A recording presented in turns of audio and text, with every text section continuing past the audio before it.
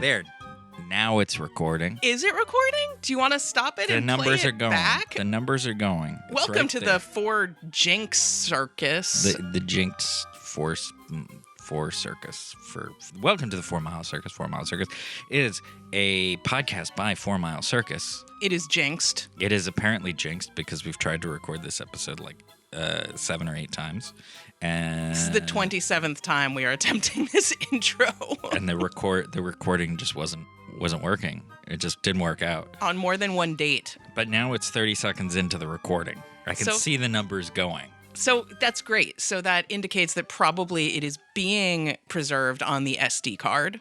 And we will have an episode. That's so good. Good job, Sean. Sean Mannion is one of the co-hosts of this podcast.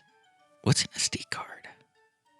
That's a funny throwback that literally nobody other than maybe Jeanette. Oh shit, that's right. No. The throwback would be have you cleared the SD cards? No. And this is not a good joke for anybody else. There was one, I think you weren't there, where this is such a deep cut. We can't. There was a joke at a workshop once where somebody asked me deadpan what an SD card was, and he was joking. He knew what an SD card was. Got it. But anyway, I'm Nicole. And I'm Sean, and we're doing a podcast where we interview people about artists and filmmakers and other cool people about. I'm still recording. About How they do stuff. how they fund stuff, how they make their art. how they promote it. Why they would do such a thing, because filmmaking is fucking terrible. Yeah, not as terrible as me not hitting the record button. No, that was the But most terrible. who are we talking to today? I think we're talking to, for the 29th time, Kristina Leath Malin. Hello, guys. Kristina Leath Malin was kind enough to schlep over to Sean's apartment today after our remote session a few weeks ago went awry when I had the flu. And The flu. I told you. And now we're I blame you. Trying to work when you're sick curses you. It's That's true. what it is. There's a Don't good do lesson it. here. It's true. Self-care is important. I agree. Should I talk a little about who Kristina is, Sean? I don't have to give you permission to do things. You're like an independent woman, man. That's like weird. You can like do shit and stuff. Really? Yeah, do it. Like have a believe in career yourself. and a baby? Eh. Well, Kristina Leath Malin is a Brooklyn-based writer and filmmaker. Her recent works include One for the Road, which was an adaptation of Stephen King's short story sequel to, say that 3 times fast, short story sequel to Salem's Lot, and also My Final Girl, which was a documentary series with multimedia components focusing on Black women in horror films. I first met her at the very first Axwoon Film Festival way back in 2015, where she was interviewed by former guest of this show, Ashley Blackwell of Graveyard Shift Sisters. And we are thrilled to have her here today to help us celebrate Women in Horror Month on the podcast. Hi, Kristina. Hey, guys. Nice to see you in person again. Oh, wow. Yeah, indeed. Nice to be back with a non-flu Nicole. Yes. Yeah, Yay. we can see each other and hear each other and everything. It's No great. devices crapping out. No. Yeah, for sure. Not yet? Yet. No. Yeah, let's knock. Still recording. 3 minutes. That's us knocking. 41 seconds. Right on. So rather than just ask you all the same questions I asked you last time, although we'll get to those, Let's talk about Disney. I don't know. I wanted to talk to you about how your screening of Coffy went at the Alamo Drafthouse recently.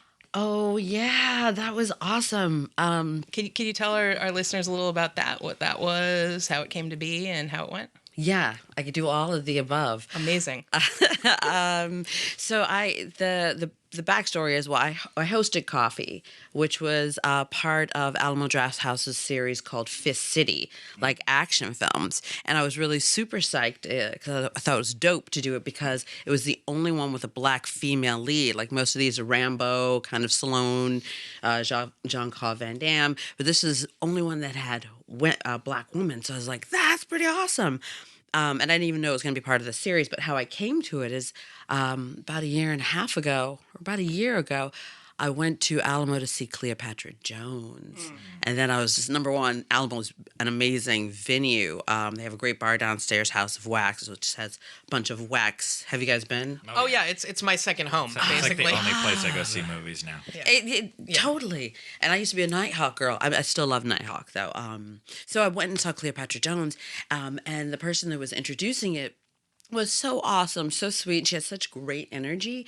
And so I sent a note after the movie saying, the person that hosted it was really great. I just kind of wish she had mentioned a couple of things about like how Huggy Bear was in it and how Tamara Dobson was like the only, in my mind, the only one I could watch back in the day, because back in the 70s, all the Pam Grier stuff was rated R.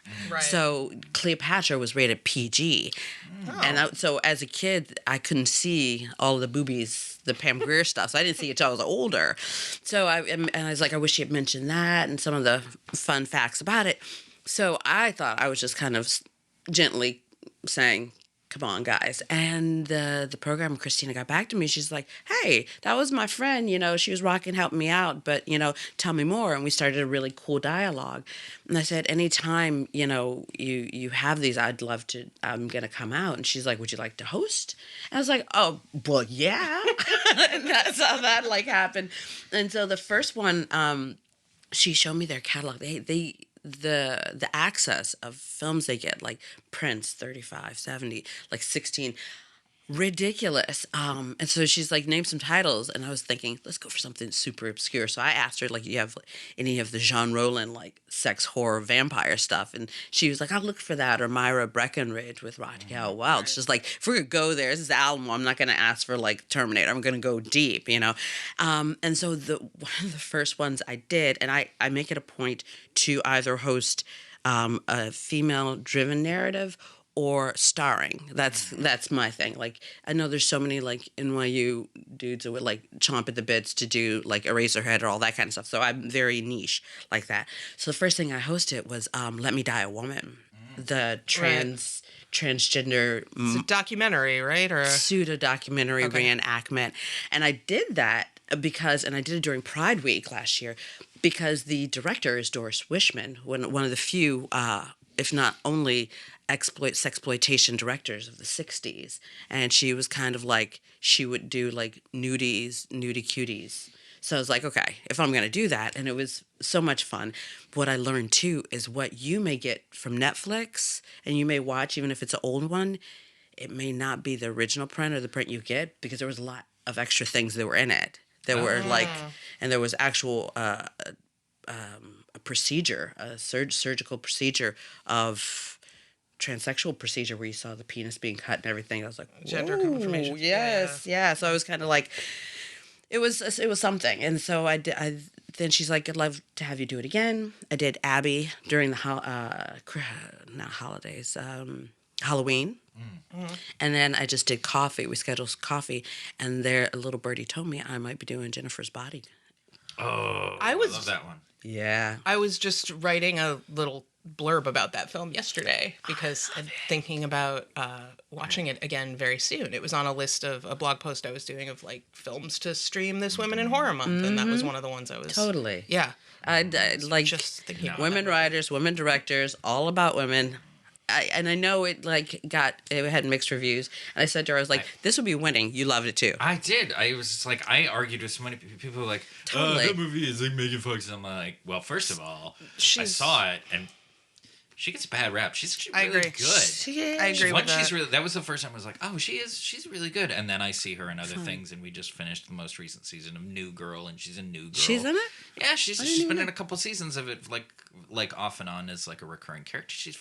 She's funny. She's talented, and also Amanda Seyfried is. Yeah, she's very good. Amazing. She's amazing.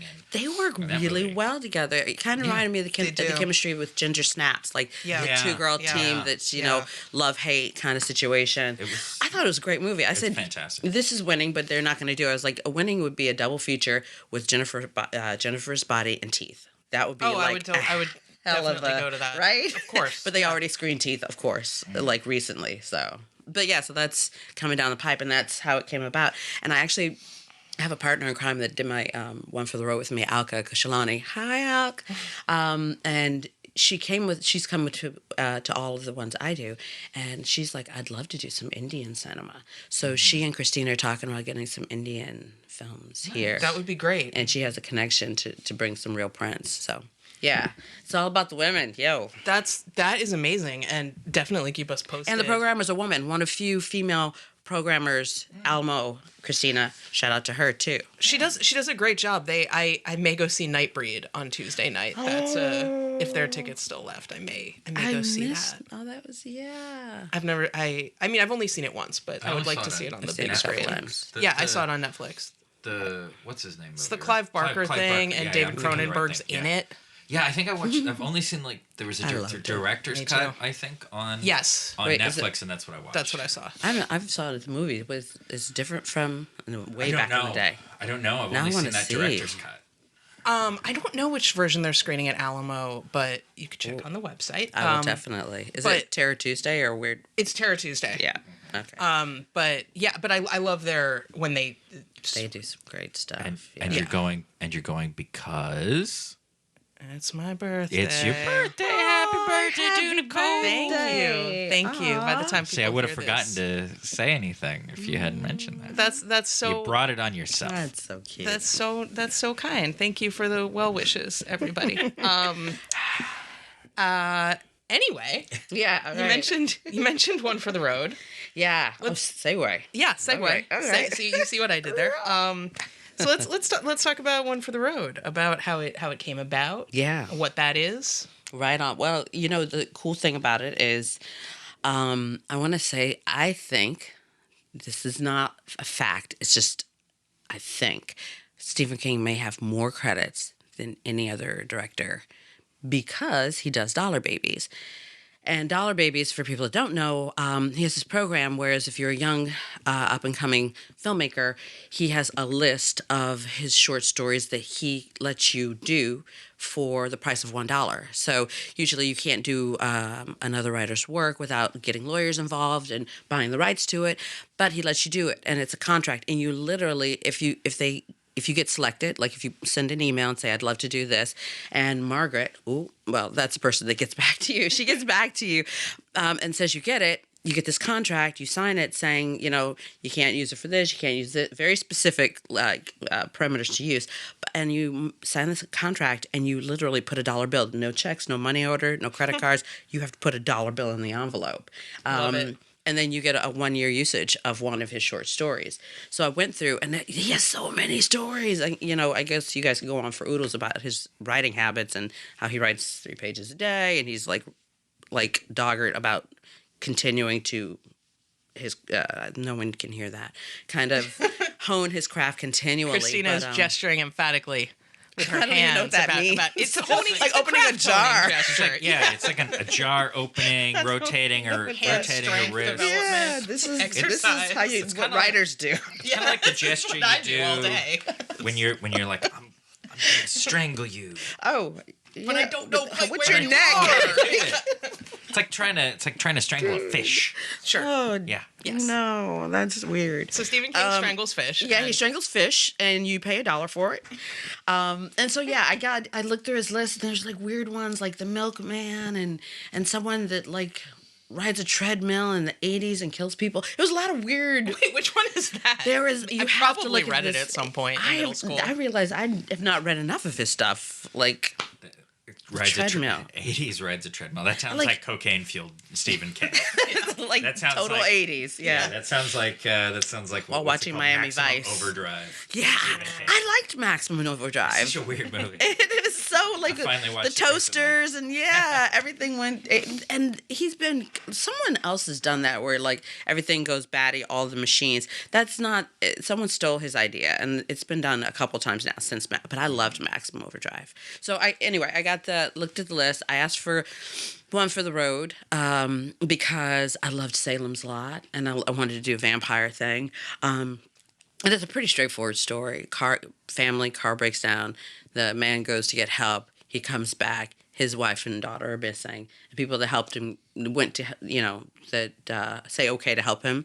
They're like, no, this is bad. Just right next to Salem's Lot, bad juju. And they bolt, and he gets eaten. That's like the story, which Is it the most exciting? No, but it was a Stephen King. It was a vampire, and it was Salem's Lot. So I picked it, and I proposed, and I'm hoping the reason they selected me is because I proposed to do it with almost all female. So I made two conscious decisions, and I explained it in my letter, that the family, the husband, wife, daughter, would be a multi-racial family, which is much like me. I'm married to a Jewish guy and I'm a black chick. And that way I could use my daughter. I wouldn't have to find some kid that had big problems with all the labor laws and all that. I was like, just use your own kid. And she's very good in it, too. Yeah, I can tell our listeners at home. She wore fangs. She was excited to put fangs on. I had my makeup lady putting all those like... She's such a cute little vampire. Yeah, she was so cute, right? Yeah. Although she runs kind of like a wolf, but that's it. She's like... Scary cute. Yeah, scary cute. She cried. The funny thing is she was so happy to put blood and play in blood, but when she actually saw it, because I didn't want to... I had all this blood. I had gallons of blood for the shoot, but I thought it best to not put anything on my actors because the reset would be hell. Yeah. And to just, for anything like that, to do in post. So she looked really cute. Everyone looked really cute, but in post, the very last scene, there's like blood all over her face. I was like, look at Harley, look at what Fabrizio, the editor, did. She just had a meltdown cry. She's like, I look so scary. And I was like, my kid, we watched Basket Case together. What are you freaking out, dude? You know it's CG blood. But she like had a total meltdown. Like, and you remember, yeah, it was, I thought it was, well, anyway, so I did that, was the conscious choice. And then when the father goes down the road to the bar, it's two guys who are like, oh, we're not going to that Salem's Lot, blah, blah, blah. And it's like, I'm going to make it two older women because, number one, we don't cast older women enough. Mm-hmm. And then two, I was like, I used Beverly Bonner from Basket Case. I had a relationship with her, and she's wonderful. And then Christy Sanford, she actually has done a lot of horror movies, too. So I felt like we auditioned Christy that they had a good chemistry. It would be nice to have a black woman and a white woman that are older, that are just like widows that hold down a bar. I like that idea. So, yeah, and I got it and I made it. And, the funny thing is, after I made it, I was just kind of like, okay, I can go for festivals, and I've submitted it, and it's not gotten into some, gotten into one. But I realized, like, the bigger picture is I got to do a Stephen King. Yeah. And then a bigger picture is when you do your IMDb, you put his name on there. So I went and looked at that mofo, and I was like, one for the road number 4. So his credits are out that goes back to the initial, he has credits out the wazoo because everyone's doing his dollar babies. So whereas he may have probably 100 credits on his own, he probably has 200 because there's 1, 2, 3, 4 of a lot of his things. So... yeah. I mean, I'm already thinking, like, just talking with you about this, I'm like, Sean, we should do a dollar baby. I feel like that we wouldn't qualify. Well, what's the criteria? Yeah. You don't have to be in school because I was out of school when I did it. And I didn't finish it in my year's time, so I emailed her back, and I was just like, I haven't finished it. I'm still scripting it because everything, how things don't line up. Sure, of course. And they gave me an extension. So they're real easy breezy. I wasn't in school. I was a young filmmaker. I didn't have any gigantic credits. I think if you have a big enough credit, like if you have like a 6-figure or more kind of. Oh, okay. Yeah, we don't have that. That's what I'm saying. Like, if you have, like, a Terminator 4 that went straight to DVD, and they're like, okay, you're going to try to scam us, or you're going to try to get an angle. But if you have, like, indie credits like us that are just, we do film festivals, we do small gigs, they're I think that whole thing is just trying to watch people getting over. Yeah. Gotcha. You know what I mean? Yeah, absolutely. So I think you should totally do. You should look at the list for sure. Yeah. And have a chat. Think about that treadmill thing. A faithful version of the Lawnmower Man. It's on there. It's probably not on there. It's probably not on there. It may not be. And the one I wanted was, do you guys ever read The Book of the Dead? No. By Skip. It's not even in print anymore, but it was this great collection of zombie stories told by different, like, Phil Nutman, Stephen King. And Stephen King's, that's the one I wanted to do. His was called Home Delivery. And I feel like some famous person did a version of it. And it was about this lady whose husband, a New England lady on an island, her husband went out to secure things because they know the outbreak's happening and he's still not home. And she's scared she's going to have the baby by herself. And just as she's about to give birth, the husband comes home, but he's a zombie. Yeah. And I mean, I don't know. I don't want to curse, but questionable content. I don't care. No, it's fine. Okay, so there was this one, and I have to... Oh, it was the most psychotic. Like, people went deep. This book is like, you're going to turn the pages like this. I wish it was still in print, but there was just one story about this girl, and she's like tied to a bed. Well, there's two tied to the bed stories, but she's tied to the bed. Hold your horses, guys. So the mother-in-law comes in, and she's just like, I'm not giving up on you two. And the writer goes into detail how the mother kind of does a fluffer situation to her daughter-in-law, and then goes back out and brings her son in, who's a zombie, because she wants a grandchild. And so, this book of stories goes... That's disturbing. Yeah. Dude, right? Yes. There we go. That is unsettling. The other bed story, it's called Blossom, opens the book up. And it's about a woman and a man. The guy's it's very Me Too. He's like a corporate jerk, and she's like a secretary that wants to get a leg up. And so she kind of says to herself, she knows she's going to have to do something kiki to get a raise, but that's what you do. So he invites her into the bedroom. He opens the door. He sees all the S&M stuff, and she's like, great, I'm going to have to do this to, get a leg up. So he bonds her up, does the whole 50 Shades of Grey, puts a mask on her, and she's like, oh, he's really into kinky shit. Zips it. And then plugs it, and then she starts rattling, and he's into it, and then she stops moving. Remember, this is the Book of the Dead zombie thing, and so he's just like, "Oh, I'm gonna finish up," and then she starts moving again. He's like, "Oh, she's come too," but now she's a zombie, and then he realizes he's really turned on, but the pressure's a little too tight down there, and then he's a little too tight, so he can't get off, and let's just say another set of mouth. Well. Yeah, you know where that's going. Yeah. So the stories in this book of the Dead, are really kind of good times. Amazing. Yeah. I was page turning. Yeah. It's so good. So totally got off this Stephen King subject. It's all good. No, to get back on One for the Road. See what I did there? Back on the road. Explain it, please. You told us last time a little bit about how you're looking at packaging that for film festivals with My Final Girl and kind of having the two. Can you tell us a little bit about that? What's going on with both of those projects right now and how they're coming together? Yeah. So here's the thing. What I realized, or what I'm thinking about, is that my One for the Road was about breaking barriers, sex, age, color barriers, and then My Final Girl is about Black women. My graduate work about Black women in American horror. I always say horror. And it comes out sounding like horror. Yep. So many people say that. Oh, yeah. Horror is... Horror. It's hard. It's weird because you just say horror. Yeah. And it sounds... See? Exactly. Say horror 5 times fast. You'll sound like one of those fish. Horror. Exactly. So I packaged them together. My Final Girl got into Angeli's Doc Fest, and they had tiers, and it placed on the 3rd tier, and then the 2 finalists went on to the one of the fest. So it wasn't the best of the fest, but it was tiered and it got selected. But the whole idea is basically bringing to light the fact that there were Black women in horror. As early as, I want to say, 1935, nine. And a lot of people don't know that. A lot of people don't know. We're running off of, in My Final Girl, the whole idea of that and Black women in horror is that that trope we got from the 80s, the Black people are the first person to die in a horror movie. And I that was sticking in the back of my head. And I'm like, well, when were we in horror movies? And so that's how I began it. And then I met Dr. Robin Means Coleman, and she wrote a book, Horror Noir, about Black people from 1890s to present.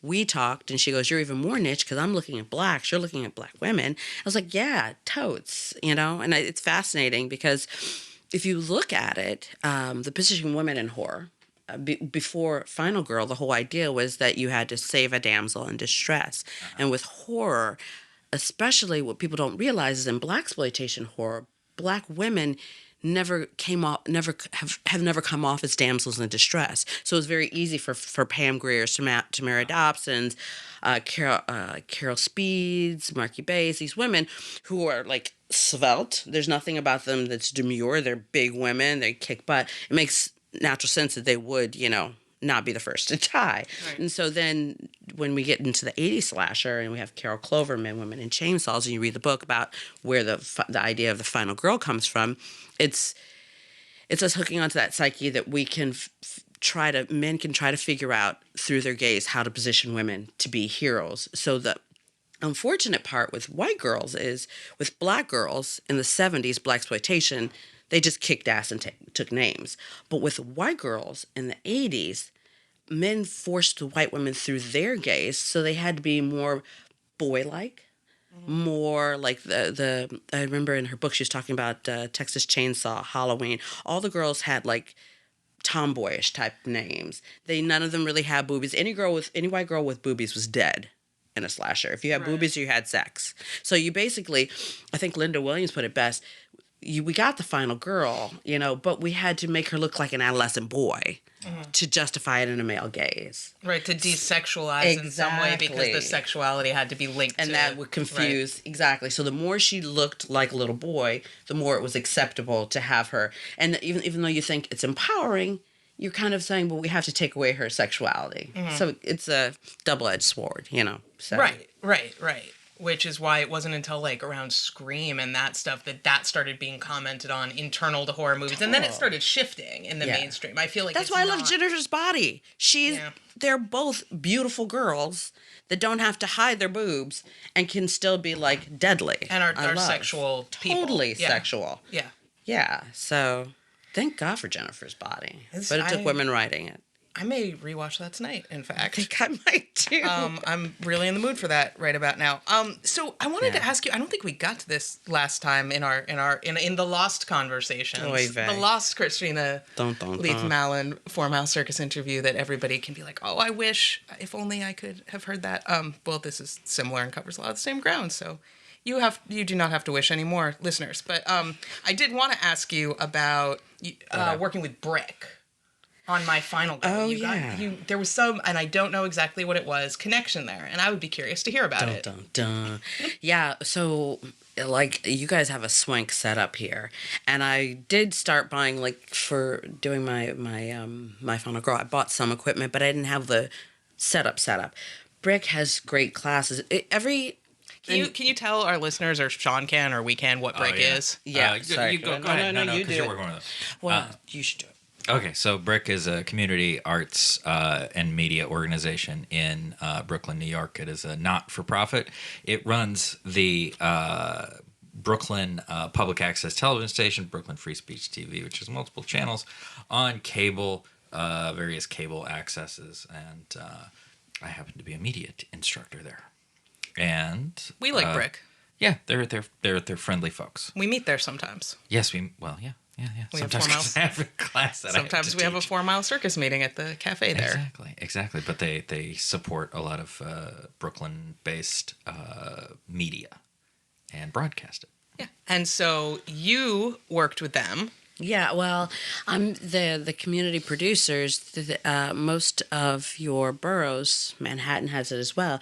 The borough that you live in, you can use their public access. You could take courses. So Manhattan has one as well. Queens has, and BRIC is the Brooklyn's.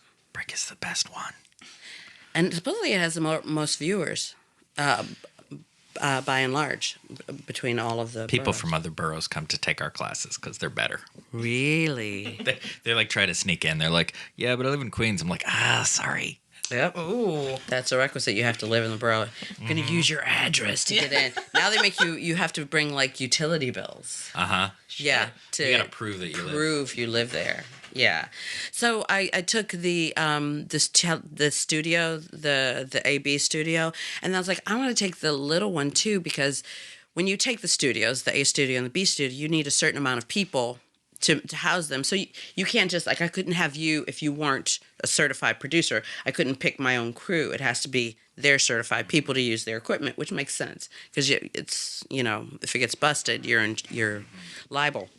But they also have a mini studio, which is like a mini version of this with a green screen behind, so you can be all in one, your whole production. And I was like, that just really rocks it. I can do my podcast, put my pictures, my photos up. You have a whole booth, you have mics, you have phone to do call-in if you wanted to go live.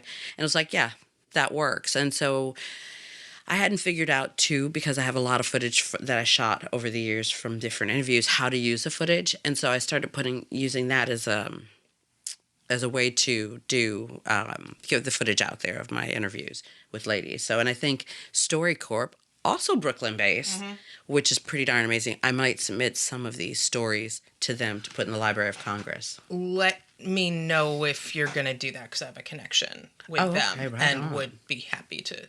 Oh, We'll talk about that when we're done with this interview, but actually remind me, because I have a Okay. good connection there. Well, the idea of the StoryCorp basically takes anybody's story. Even if I had a story like about a plumber, and they help you package it and put the archive in Washington. It's just, I mean, I guess you could do that. You could, copyright your own stuff and put it in there. But I like that idea. They help you. They train people to to help you get your story out, in a compelling way. You know what I mean? Like my people I know who've done recorded stories through them, like, had a really good experience. And it's just they help you do it, because it's like you could do that yourself, but are you going to? Mm-hmm. No, I'm not going to. No. Whereas they're kind of like one-stop shopping. Brooklyn, BRIC, you guys, Brooklyn's everything. Brooklyn, where it's at. It's true. I have an Just important saying. question. Please. This is a very deep and important question. I feel like it's so deep and important that it's emanating what it is, and I have a guess. Do you want to play a game? Yeah, I'm guessing it's not Nicole's 6 / Johnny Mnemonic trivia. No, you guys already know the answers to that. I have one specific to today. That is what you're missing, wow. listeners. You're missing Nicole's 6 trivia, which turned into Johnny Mnemonic trivia. Yeah. Wait, But- good question. Is it Women's Horror Month and Black History? Yes, it is. So what about March then?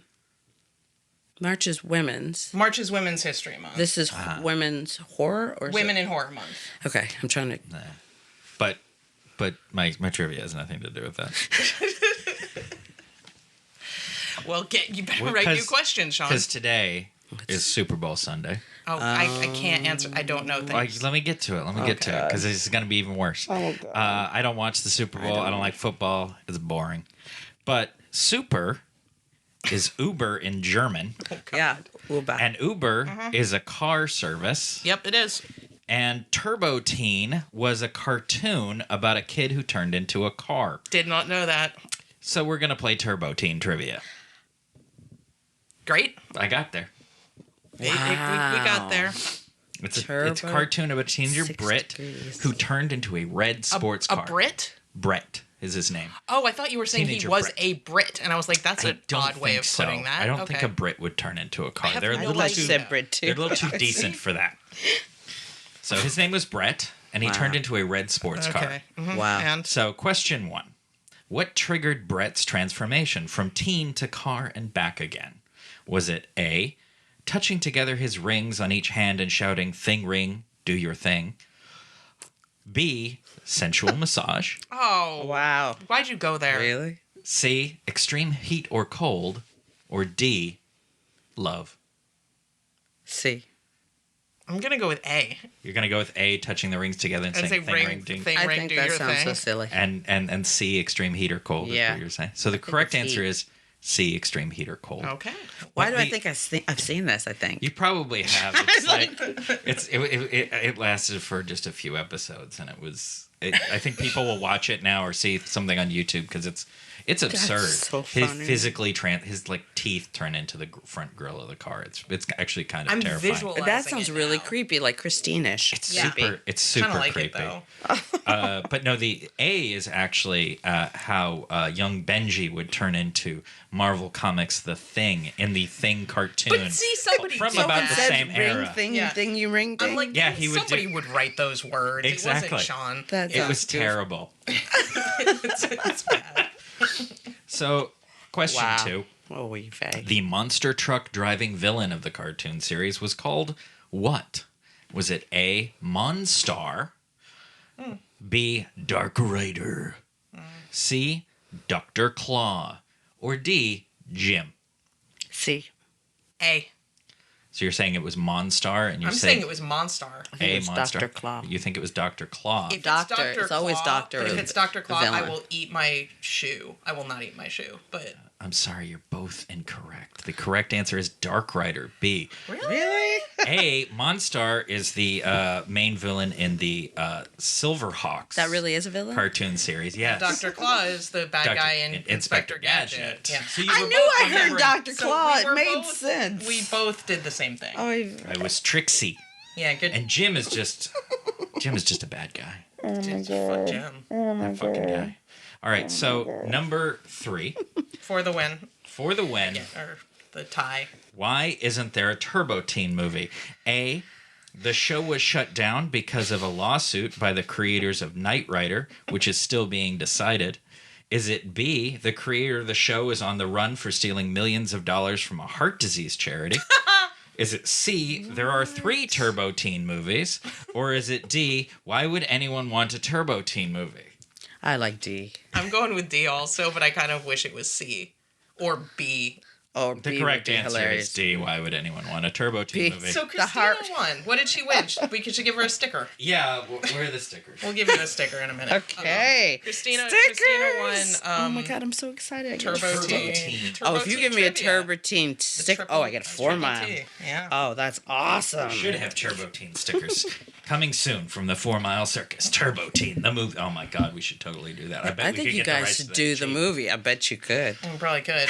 They're probably like, yes. Someone's gonna do our stuff. Resurrect our franchise. God. Look up Lord. the transformation sequence from I'm that definitely gonna. cartoon because it is disturbing. I will. His Just for ass that turns into the alone. bumper, The and like they teeth. cut to it, like his ass just like spreads into a bumper, and you're just like, why is this a Saturday morning Who cartoon? was making that? Exactly. It was the 80s, it was the 80s. It was the like, man, we're out of Jabberjaw. What are we gonna do?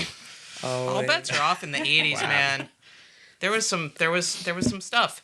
And this was some stuff. This was also some stuff. This was an episode of the 4 Mile Circus, a podcast by 4 Mile Circus. You can find us online at 4milecircus.com and 4 Mile Circus on Instagram, Twitter, Facebook. You can find Sean In your Mannion hearts. at In Your Hearts. You can also find 4 Mile Circus in your hearts, in the hearts of every child, in the song of every angsty teenager. And you can find Sean Mannion at Uncle Sean on all those platforms. Exactly. You can find me under various names. They'll be linked in the show notes. And where can we find Christina? Oh yeah, right on. myfinalgirl.com or klmbrooklyn.com. And on your any social medias we should tell them about? Facebook, Twitter, Instagram for both of those. Great. Yeah. Nice. Cool. Fantastic. Well, I guess that's our show, guys. Thank you. Goodbye. Bye.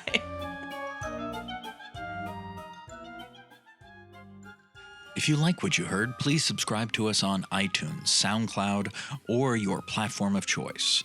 Please visit us at 4milecircus.com to learn about our other projects and services, and be sure to follow us on Twitter, Facebook, and Instagram at 4 Mile Circus.